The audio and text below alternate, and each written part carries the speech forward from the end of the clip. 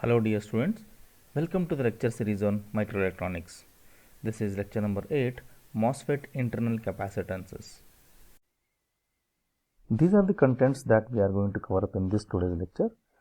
We are going to see how the MOSFET has got different internal capacitances, and then we are also going to see how these internal capacitances are going to impact the frequency of operation of the MOSFET amplifier.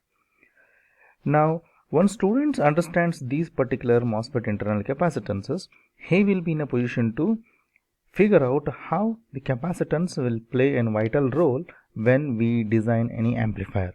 To be very specific, how my amplifier behaves without my internal capacitances and with internal capacitances, he will be in a position to completely distinguish between these two.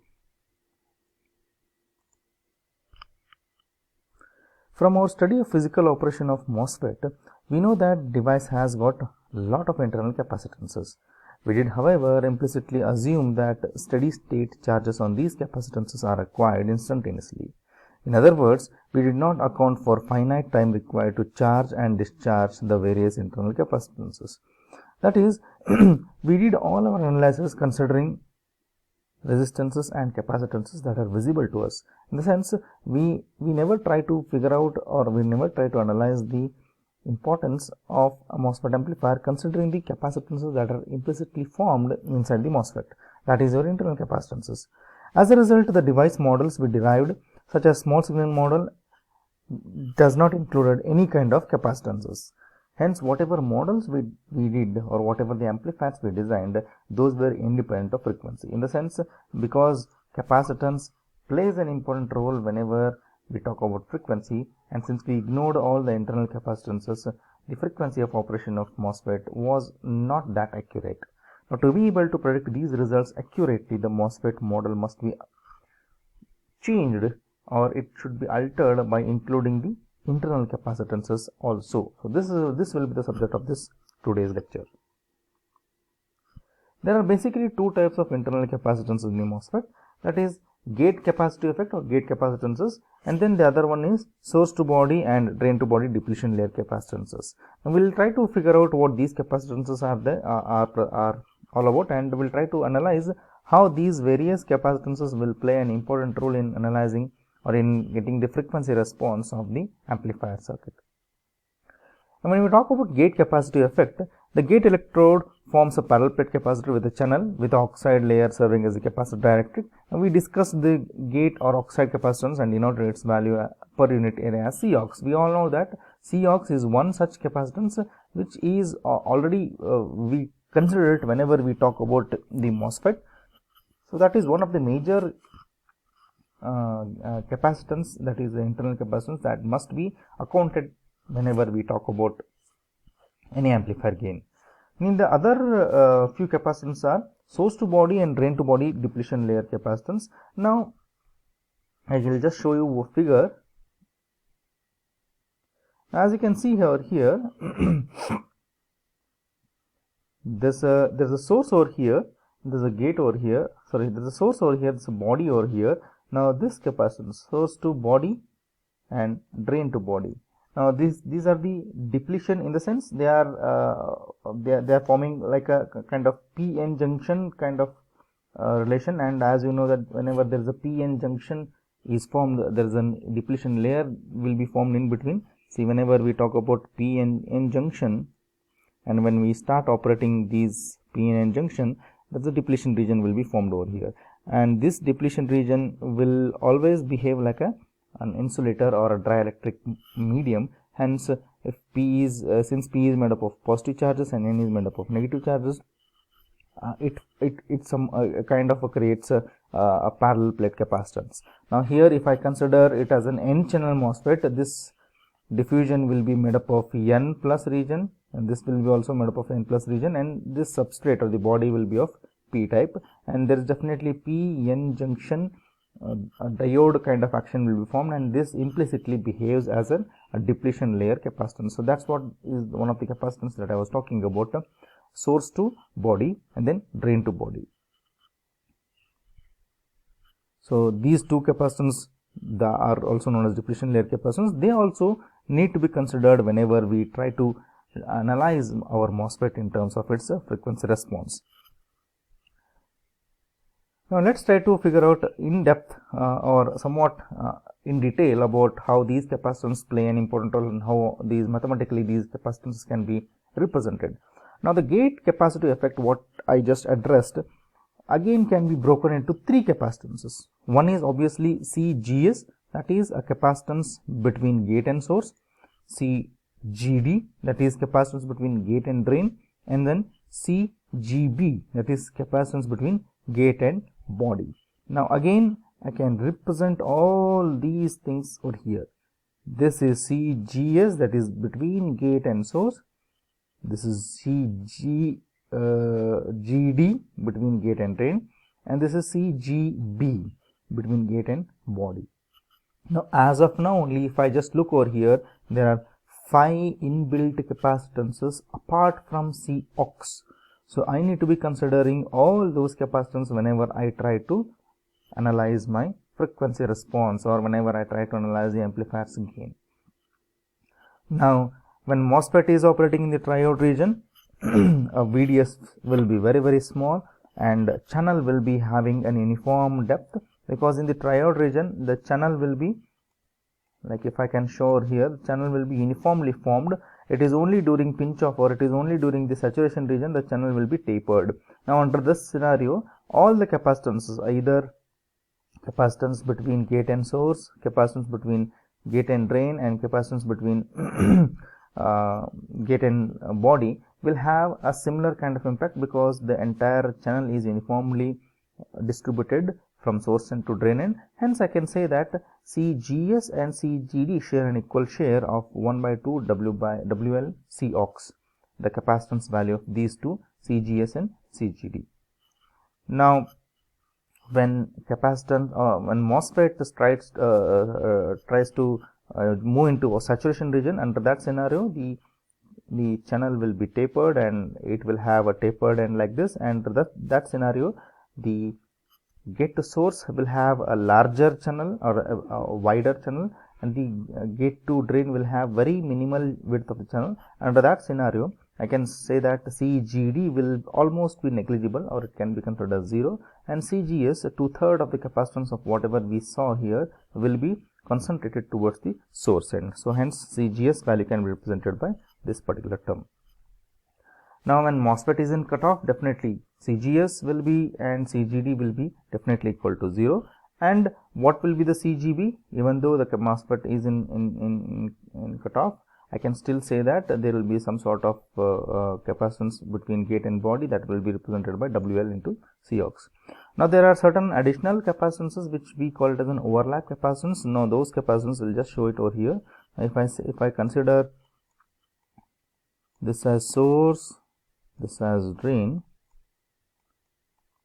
now this will be the gate. Now this will be the oxide,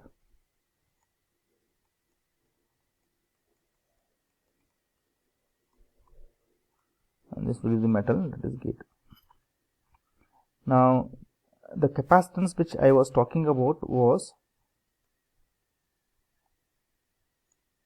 overlap capacitance, is this one. A small portion of your gate is overlapped onto the source, and that overlap capacitance I call it as CGS overlap and CGD overlap here, this portion. Now what about CGS? CGS is simply nothing but between gate and source, whatever we have. Now look here, see, whenever we try to, now the CGS, what I was talking earlier, is nothing but the capacitance that is here, that is between gate and source. CGS overlap is nothing but this small portion which has been overlapped or which has been extended. The gate has been extended on top of source, that is your overlap. So that also need to be considered. Nevertheless, whenever we say CGS, it is implicitly assumed that it is this overlap capacitance is being considered when I talk about CGS or CGD. So these are the different sorts of the internal capacitance that you have in the MOSFET. Now there is I discussed something called as junction capacitance, that is between source and body, that we discussed over here, this one. Now these are your junction capacitance that is happening between source and body, your drain and body. So those capacitances are represented by this particular value, and this is CSB, CDB. CSB indicates between source to body, DB indicates between drain to body. So, and usually the junction built-in voltage will be in the range of 0.6 to 0.8 volt, and accordingly the capacitance value will occur. Now, what exactly the high frequency response indicates? I'll try to cover up this high frequency response in my subsequent next lectures, but just to give a glimpse, the amplifier gain falls drastically due to internal capacitance effects of the transistors as well as all the other possible capacitors effects, and that will affect the high frequency response of the amplifier. So how exactly it happens, we'll see down the line in my subsequent lecture, but just remember here the capacitor has got this kind of effect whenever we talk about the amplifier of a MOSFET, amplification in the MOSFET.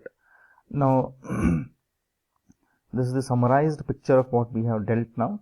So as you can see over here, this here capacitance 1, which is acting as a parallel plate capacitor, this is one more capacitance over here, and this junction capacitance over here between source and body and the drain and the body, and clubbing all those together. Now if I want to come out with a new MOSFET model, remember earlier my MOSFET model, whenever we did excuse me, whenever we got to design or got to write the small signal model of the MOSFET, we never try to include these capacitances. Now since these capacitances are being considered, and we need to come out with a new model wherein we are going to consider the few capacitances, wherein we are going to consider CGS, a major impacting capacitance, CGD between gate and drain. Remember, a very simple thing to come out with the design, whatever the small signal model we have, we'll just write that, and we'll try to insert certain capacitance between those two subscripts, that is GD indicates capacitance between gate and drain, so insert over here. GS indicates capacitance between gate and source, you insert here, and CSB indicates capacitance between source and body, and body is always connected to the most negative potential in the MOSFET, hence body is connected to or considered at the ground. So CSB indicates capacitance between source and body. Same is the case with CDB, that is between drain and body. So all these clubbed together will get this kind of circuit, and that will be my new model, or basically small signal model, when I consider the internal capacitances.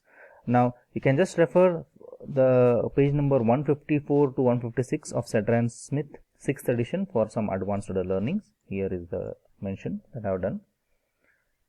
So this is what I was showing in my previous explanation. So here you can just summarize, and usually the MOSFET, whenever we write considering all the internal capacitance, schematically it is written in this format just to understand the glimpse of all the capacitance that I have considered: gate to drain, drain to body, source to body, gate to source, and gate to body. So all these 5 capacitance, major 5 capacitances.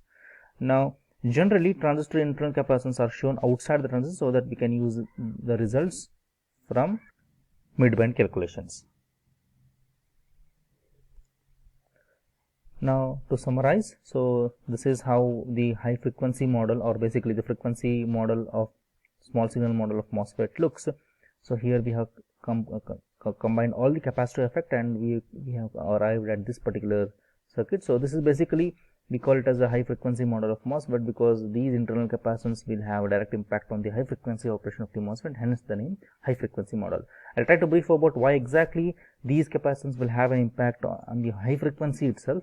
We'll try to come out with in-depth explanation in my subsequent lecture. Now this figure in B indicates the equivalent circuit for the case when the source is connected to the substrate. So here some capacitances are ignored or neglected. Basically I have tried to ignore the source to body capacitance because that will be very negligibly small, hence I have ignored it. So considering that only 3 capacitance, this will be the model. And even if I can neglect CDB also, considering only GD and GS, so this will be my equivalent circuit. So these 3 equivalent circuits are one and the same, only thing is few approximations I have made. So again the same thing. So this is how the MOSFET internal capacitances model looks, considering all the capacitance. So that's it for today.